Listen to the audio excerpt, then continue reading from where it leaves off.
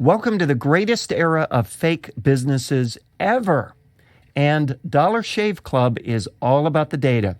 This is episode 47 of Media Unplugged, the podcast that goes behind the spin to reveal what's really happening in media. Media Unplugged with Tom Asacker and Mark Ramsey.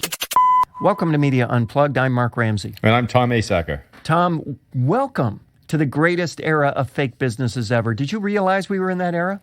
I didn't think we left that era, but that's okay. Well, I'll tell you, this was inspired by what I thought was just an incredibly interesting conversation. This is from a podcast between our friend Peter Kafka from Recode, who's been on this show, and Gary Vaynerchuk. How would you describe Gary Vaynerchuk? Well, the way he was introduced, I think he was introduced as Gary Vaynerchuk, professional salesperson. Right? So I guess, look, love him or hate him, and he is quite successful. That is what the guy is. He's a salesperson. He reminds me kind of a digital Donald Trump. I mean, he says things like... interesting. Right? No, he said, I'm just speaking out loud. I mean, as far as I know, that's how everyone speaks. But he... Do you know what I mean? But that's why I like the expression. And, in radio, they have the expression for non-music content. They call it spoken word. And I thought, well, that's... What other kinds of words? Sung words, So anyway, so here's what he said in this conversation. I'm going to take from a transcript here. He started innocuously enough by talking about the value of brands, and I know you'll appreciate this. I do things because I think brand matters. I don't know why I bought these Nikes, but here's what I can tell you, Peter, that it wasn't because a cookie in a browser retargeted me, and finally I gave up and bought them. I bought these Nikes because they beat me. They won the branding game with me. Now, you got to respect that comment, right, Tom? Well, listen, I always look at where people are coming from. Like, what's the intent behind the words? So he has smartly appealed to marketers' desire for online attention. I mean, he's been a pro at it. Okay, yes. But it appears to me that he's becoming a bit frustrated that he's not getting the big brand dollars, right? So, so instead of discovering the desire of these people and feeding them what they want, he's ranting about it. That's why he said that if everybody was incentivized and selling shit, money would be in a different place. Yeah, let's talk about that for a second, because this gets to what his rant was really all about. It was a frustrated rant about the system. It was really a rant about digital advertising and the presumably low expectations and the strange incentives, or not so strange, but the incorrect, shall we say, incentives of agencies. Let's see, where do I begin in this thing? He referred to it as the Big Short. And it was specifically with regard to digital. He said that you have, here's what he said, you have an enormous amount of people that are all going to gather in the south of France next week that have a financial vested interest in the money's not shifting to digital. There's a reason a couple days ago that the AMA put out a report of fraud in kickbacks of the media buying agencies and the platforms and media companies of the world, because there's a ton of people that are allocating the money that are not doing it in the best interests of their brands. This is your point. He called it the Big Short. Yes, people knew that there were rebates and deals being done. Agencies are hired by brands and doing things in their best interest, not their clients. That's a breakdown of trust.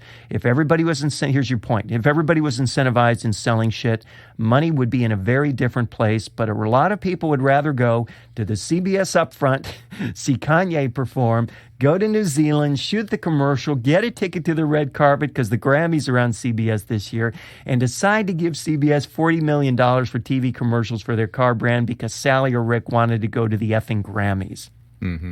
Well, let me ask you a question. Does that sound frustrating to you? Yeah, it does sound frustrating. And it sounds kind of, I don't know, maybe myopic. I mean, so he was wearing a pair of what kind of shoes? Nikes. Yeah, and he bought them because why? I think his point is because the brand is bigger than any transactional element, digital or otherwise. Okay, and then the next question that we'd ask him is, how did the brand get like that? And it got like that by doing these big sponsorship deals with athletes, by running television ads, by going to these award ceremonies and palling it up with some of these social, people that have the ability to influence culture. That's how it got that way. Now, what's he asking? That should all go away and we should just measure clicks online of Nike shoes? Well, I think that's the puzzling thing, right? I mean, what do you mean by what works? If what works is a multivariate problem, if what works to sell shit, as he put it, is a problem with numerous causes, where there's a certain weight to TV advertising, a certain weight to digital advertising, a certain weight to, who knows, outdoor, direct, whatever, then what does it mean to put the money towards what works? And why does he say that the big brands don't care about what works? He even said Procter & Gamble doesn't care. I mean, do you think that Procter & Gamble doesn't care? No, I know them very well. They care. Look, this is what I'm trying to tell you. It seems to me, because this is what happens to everyone who becomes frustrated with reality. Instead of working with that reality, they rail against it. I think it was the educator, Joseph Tussman. He wrote that what the pupil must learn, and we're all pupils in the marketplace, if he learns anything at all, is that the world will do most of the work for you, provided you cooperate with it by identifying how it really works and aligning with those realities. If we do not teach the world, if we don't, it will teach us a lesson. So Gary may be setting himself up to learn a big lesson about these big brands. Well, it sounds to me like what you're saying is life isn't fair. Nope. Things work the way they work, and you can either, conduct your business that way or fight, that reality, but recognize you're fighting reality, you're fighting an uphill battle. Yeah, look. And you're not likely to be successful. And if your definition of success is capturing those big brands in your client portfolio. Yeah, look, I'm telling you, listen, Mark, a lot of what he says is probably true. So what? Do you think by saying that gambling is illogical, that everyone suddenly stops gambling? I mean, I just returned from giving a speech in Vegas. I can assure you that's not the case, right? People are going to do what they believe to be true, what others like them are doing, or what gets regulated by authorities. That's it. It's that simple. He closed with some interesting points, and these I think are really interesting, and I certainly agree with them. He talked about how many people today are not building businesses. They're building what he described as startup financial machines. He said, from the day you raise your GD seed round, everything you do is predicated on raising your Series A to try to figure out what Sandhill Road cares about. I'm taking out the expletives. to give you, and then you reverse engineer those numbers, and that building a business unit, you realize you need 80,000 users, you need this and that, and you're just building this machine just to get to the Series A. And he says, I cannot wait for the Armageddon. This is going to put out 97% of these fake entrepreneurs. They're not building businesses, my friend. This is the greatest era of fake businesses ever. So his point is that all of these things are billed essentially for resale. They're billed as investments to be bought by someone with a bigger stake who has a better sense of the value of what it is that's being built, because in and of itself, it's a house of cards. Well, look, what was your take? Perspective again. I know a lot of people that are working really hard to build startup businesses, a lot of them. And they're not building financial machines. It seems to me that if instead of him focusing on the next unicorn in the digital attention economy, that's where all the fake businesses are being built. So he could go support entrepreneurs that are actually doing the difficult work of adding real value to people's lives. But I'll tell you why he's not. This guy is enamored with the attention economy. In fact, what he says he does is plays the game of being the arbiter of consumer attention, right? That's his game. So if you put yourself in a game where everybody, it's kind of like playing a Pokemon Go and saying, they're not real creatures. No, they're not. Why is that? Why does that confuse you?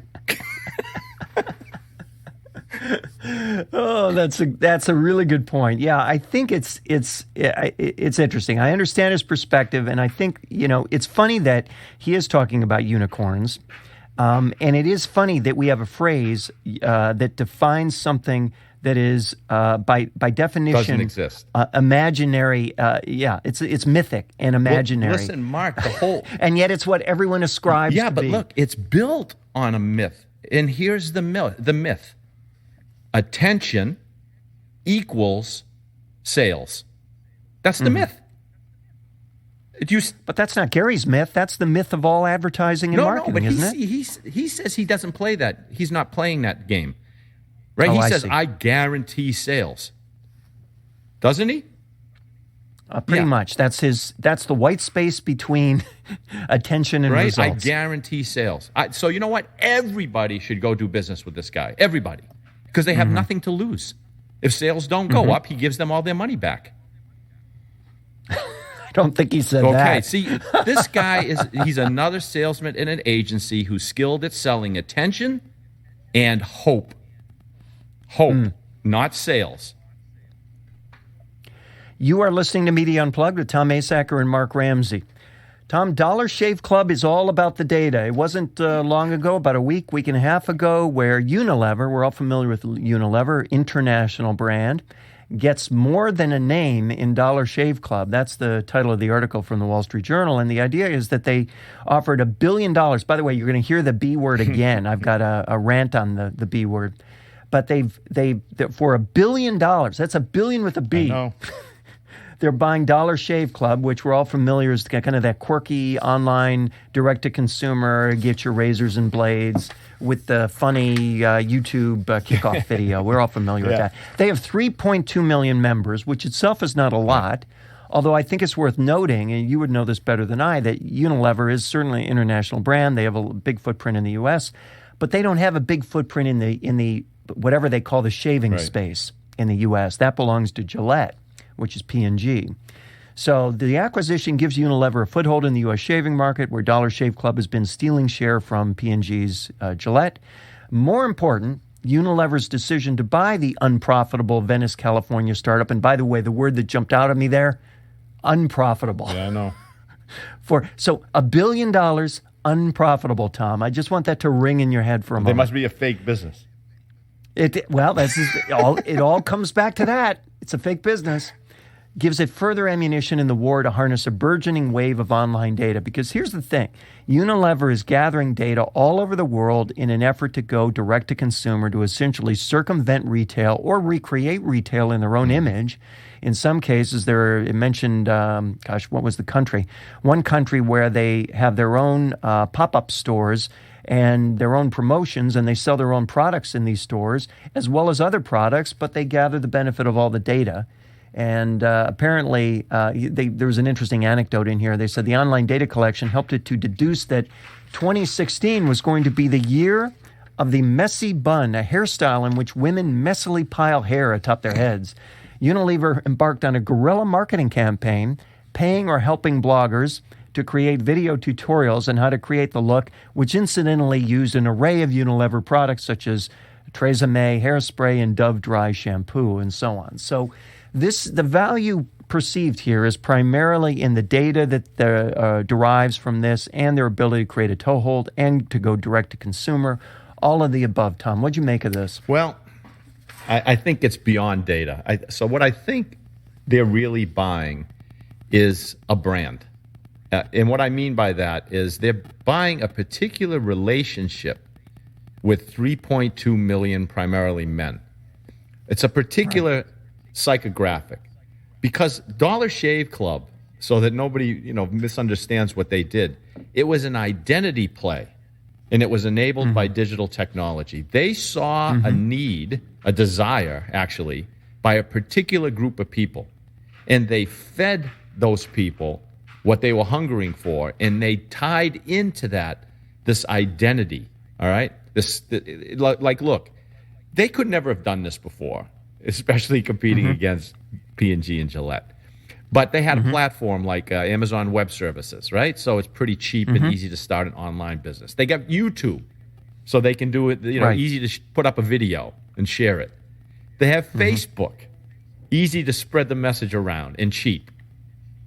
Right. No one in the past, Mark, could compete with a good enough blade like Dollar Shave Club's doing, because they didn't have the money to invest in R&D. They didn't have the TV advertising, shelf positioning, the margins that the retailers are looking for to sell the razor blades, right? But but now we're getting back to attention, Tom, because their ability they can get this attention for free. This attention used to be very costly. I don't have a problem with that, but the thing is once they got the attention. They delivered what people were hungering for. They got a cheap and convenient product, plus entertaining content, plus a direct-to-consumer business model, which captures email addresses and mailing addresses, right?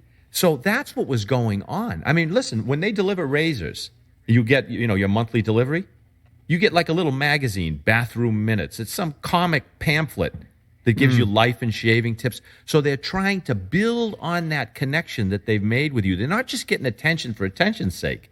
They're getting attention to continue to add value to the perception of the brand and the identity of the consumer. Now, what? Right? And then the reality is that I don't know Unilever from a hole in the wall, but if I am a subscriber to Dollar Shave Club, I have a relationship with them, I trust them, and if they try and sell me other things that go with shaving, that are complementary to shaving, that are congruent with my relationship with that brand, there's a very good chance I'll buy them, and I'll buy them now direct. You've got it. Now you understand why they're doing it. And I'll tell you, Unilever wouldn't have done this if they hadn't promised investors that they were going to get better at selling stuff online. And they certainly wouldn't have done it if they didn't have a deep-pocketed and really smart competitor in Procter & Gamble standing on the sidelines, maybe willing to gobble up Dollar Shave Club before they can get their hands on it.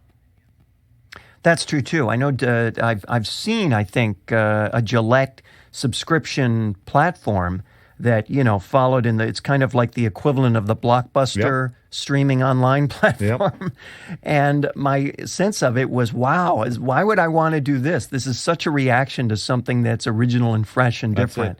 Why would I if I want to buy something by subscription, why in the world? I might go to Harry's, but I certainly wouldn't go to Gillette. Yeah, listen, Dollar Shave Club used the tools that Gary Vaynerchuk is advocating to use, but they did it to create a deep relationship with 3.2 million members. That's the difference between doing that and just spreading messages all over the place, trying to get attention. Good point. Time for rants and raves, Tom. What's up this week? Well, everybody's heard about it, but I in case they haven't, and this is a combination rant-rave, but in case they haven't heard the big news that's flooding the media, and it's information that should help improve everyone's life. You ready? Flossing your teeth is a bunch of bullshit. I heard that yesterday. Is that true? Well, here's the thing. So the federal government recommended flossing sometime in the late 70s. First, they did it in the Surgeon General's report, and later they added it to the dietary guidelines for Americans. Now, here's the thing. Under U.S. law, those federal guidelines must be based on scientific evidence. So last year, now why they did this, I don't have any ideas. Like, people don't have enough time on their hands. Last year, the Associated Press asked the Departments of Health and Human Services and Agriculture, they wanted to see the evidence. Proved to us through this scientific evidence. And they followed up with a written request under the Freedom of Information Act. So now the federal government, so they issued the latest dietary guidelines this year, and the flossing recommendation was removed. They didn't even tell anybody, okay? In a letter to the Associated Press, the government acknowledged that the effectiveness of flossing had never been researched at all as required. So this is bad news for the flossing industry, okay? This is a $2 billion global market. I think it's $1 billion in the U.S. for a bunch of string. But the good news is, for everyone else, this is good news for a few reasons. One, for those of us who hate flossing our teeth, and it reminds me of... that would be everybody, it reminds me of the late comedian Mitch Hedberg. He said he hated flossing his teeth so much that he wished he had one long curvy tooth so that he didn't have to do it. But more importantly, to me, this is an indicator, a pointer at a much bigger reality. And it is this. Much of what we've been told about in life is made up by somebody. It's invented. It does not pass scientific muster. So the odds are on your side. If you stop doing everything that you hate to do and start doing everything that you love to do, you're probably going to be okay. In addition, if you're confused by the pitches made by various marketers and salespeople, Simply tell them you'd like to sign a non-disclosure and then have a scientist go through all their data to validate their claims. Otherwise, as far as I'm concerned, they have as much credibility as dental floss. That's who would have thought that there could be life lessons garnered from the story of the failures of dental floss. I never would have guessed it. There's a lesson in everything. What are you going to rant on? Well, I've got a couple of I'm not sure if they're rants or not. I guess maybe they're not raves. Ramsey we're talking about. Oh, that's a good one. I'll have to make a note of that. I've probably typoed that in the past. So I got a couple. Here's the first one. You know, of course, who Shane Dawson is, right? Who is Shane Dawson? I just knew you were going to say that. To sound stupid. You see, a lot of people do that. So Shane Dawson is a famed YouTuber, right? And he's written 2 books, the second of which is now atop the New York Times bestseller list. And I was thinking about that. First of all, I thought, okay, he's written 2 books, which is probably 2 more than he's read, and it gets right to the top of the New York Times bestseller list. And then I was thinking, and you would know more about this than I, but I was thinking, what does it really take to get to the top of the New York Times bestseller list? Is it really that remarkable? Because people are still, even the article is tied at the beginning of the article. If you thought the YouTuber book trend was a mere flash in the pan, think again. Well, who would think that if you really knew what it took to get there? And you might know these statistics. We pulled the curtain back on floss. Now you're going to kill it on the New York Times. Now I'm going to kill the New York Times bestseller list. So it turns out that you can get on the New York Times bestseller list if you sell 9,000 books in the first week. You can get on the Wall Street Journal bestseller list if you sell 3,000 books in the first week. Now, Tom, 9,000 books is not a lot in real terms. But when you factor in the amount of attention, take any of Shane's videos, they probably get 9,000 views in the first 15 minutes. So for him to translate a tiny fraction of that into book sales is nothing. So I fast forward into the future, and I don't see why the New York Times bestseller list shouldn't be all YouTubers going forward. I mean, it should be they should retitle it the YouTube bestseller list, because that's what's going to be by the way, it doesn't even matter what the book's about. Nobody cares. It's just, what's $20? It's another thing it's no big deal. It's another thing I'm trying to tell you that's hidden behind the curtain, Mark. I can't begin to tell you the number of consultants at big consulting firms who turned into an author and then had the 9,000 employees that work at the firm go out the next day and buy a copy of the book. Tom, I've got something better for you than that. I happened to find there was a reference to what's called a book laundering firm. Oh. Have you heard of these? Talk to me. You need to know about this before your book comes out. Okay, you hire, and by the way, there's one located here in San Diego. You hire the book laundering firm. You essentially pay them most of what the cover price is, plus, shipping and handling. And you write them a really big check, and they will buy all the books and essentially launder the purchase, in the traditional, terminology for laundering money. So they'll essentially launder the money so that you can land at the top of the bestseller list while no one actually has to buy the book but you. You know what's cheaper than that? What's that? Just put on your blog, New York Times bestseller. Nobody ever checks anything anymore. So, okay, here's my other rant. The title from Business Insider, and again, here's where the $1 billion thing comes back again. SoundCloud could sell for $1 billion. What? Now you think, wow, SoundCloud, that's amazing, because SoundCloud is obviously hugely successful, which is why someone would want to buy it for $1 billion, right, Tom? Yeah, I guess. So but when you read the text, $1 billion exit would be a great result for SoundCloud's owners and investors. $1 billion, just the terminology, $1 billion exit. The company has an estimated value of $700 million, and that, Tom, is based on the $70 million Series E's funding round led by Twitter Ventures that closed in June. So their valuation is based on the amount of money they were last able to raise, not based on anything like, what people are going to buy. I like that. And there are a few reasons why SoundCloud could be looking to sell now. One, inability to compete head-to-head against rival players. Well, how big a problem can that possibly be, Tom? 2, inability to drive meaningful ad revenues. Well, it's worth $1 billion, Tom. Why would we worry about ad revenues? 3, the company may lack a viable business model. Tom. That's why they want to sell now? We're being petty. Come on, they're worth $1 billion. And then the final bullet, financial woes persist. Overhead costs have been increasing much more rapidly than revenue, with administrative expenses growing 70% in the year. I mean, but it's worth $1 billion, Tom, and they're about to sell. That doesn't make any sense. Who wrote that? Business Insider. Oh, my God. A vicar of truth in all ways. Do you have your checkbook ready? No, but I like this whole notion that I'm worth multiples of the debt that I'm in. That's my favorite one. I didn't realize I was worth that much. Tom, you're worth multiples of the debt that you're in. You have no business model. Your competition is overwhelming you. Your overhead is too high. You have no viable business model. Your revenues are trivial. Man, if I can exit with $1 billion, I've got it made. But it may be wise for you to exit with $1 billion now rather than later. That's Media Unplugged for this week. Please remember to subscribe to us at iTunes or on Stitcher. We're not hosted at SoundCloud anymore, Tom. I wonder why. It doesn't matter. We're going to exit for $1 billion soon because we're going to exit for $1 billion. Yeah, catch this show before we exit for $1 billion. Please rate the show. It helps other folks discover us, especially those with $1 billion burning a hole in their pocket. You can also catch us at art19.com, Radio Inc., Media Village, Net News Check, and the American Marketing Association. You can follow Tom on Twitter at Tom Asacker and Mark at Mark Ramsey Media. Is Twitter worth $1 billion? I don't know. Are they having problems too?